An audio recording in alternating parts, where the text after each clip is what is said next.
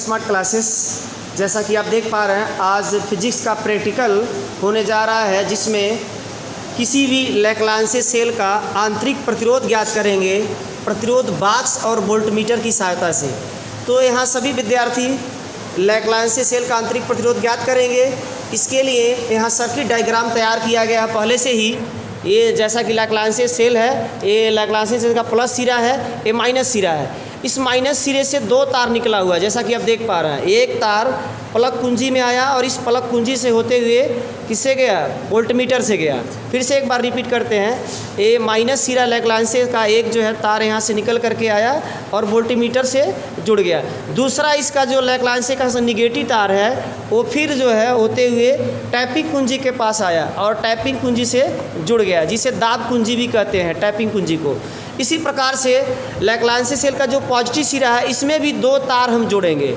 एक तार सीधे प्लस प्रतिरोध बॉक्स से जुड़ जाएगा और दूसरा तार एक जो है वोल्टमीटर के धन सिरे से जुड़ जाएगा। चूँकि ये धन सिरा था तो वोल्टमीटर के धन सिरे से जुड़ जाएगा।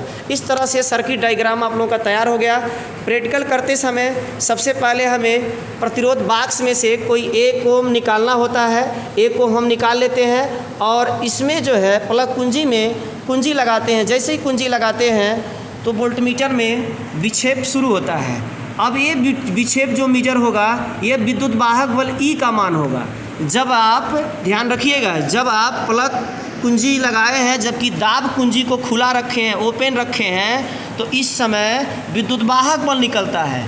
और जब दाब कुंजी को आप बंद करते हैं तो इस दशा में फिर इसमें विक्षेपण होगा। जैसा कि देखिए, अभी दाब कुंजी को दबाया गया, दबाने पर तुरंत रीडिंग का विक्षेपण हुआ और इसमें जो खाने की संख्या प्राप्त हुई, उस खाने की संख्या में उसके लिस्ट काउंट से गुणा कर देते हैं। खानों की संख्या यदि 8 है तो 8 गुणे 0.05 इसका लिस्ट काउंट है, इससे गुणा कर देते हैं तो इसका भी का मान निकल जाता है। जब दाब कुंजी दबाएंगे तो भी का मान निकलेगा और जब दाब कुंजी को खुला रखेंगे तो ई का मान निकलेगा।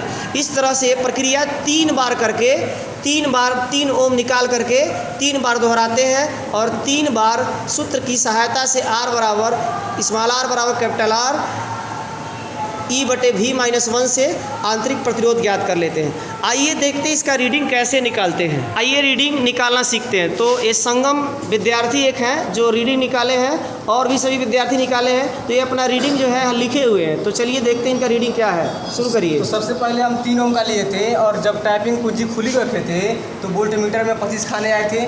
25 खानों में और जो उसका अल्पतमांक होता है उसमें हम गुणा करा देंगे तो ई का मान निकल जाएगा। उसके बाद जब हम टैपिंग 3 ओम के बाद ही जब हम टैपिंग कुंजी बंद करेंगे तो जो वोल्टमीटर में 18 खाने आएंगे, जब 18 से जो अल्पतमांक से गुणा करेंगे तो इतना आएगा और जब इतना आ जाएगा तो ई और जी का मान उसमें रख देंगे और जितना ओम का हम लिए थे 3 ओम का लिए थे तो हम लोग 3 ओम रख के इस पर गुणा करा देंगे। इसको जब सॉल्व करेंगे तो R1 बराबर 0.5 ओम आएगा। इसी प्रकार जब हम 5 ओम और 7 ओम का लेंगे तो देख रहे हैं आप, जब टैपिंग कुंजी खोली 26 खाने आ रहे हैं, इसमें हम बात से पूरा करा देंगे। उसके बाद जब टैपिंग कुंजी बंद हो तो 18 और 17 खाने आ रहे हैं। इसके बाद घी का मान निकाल के और फिर पुनः इसमें पी और घी का मान -1 ब्रैकेट में R का भर देंगे और पुनः निकाल देंगे।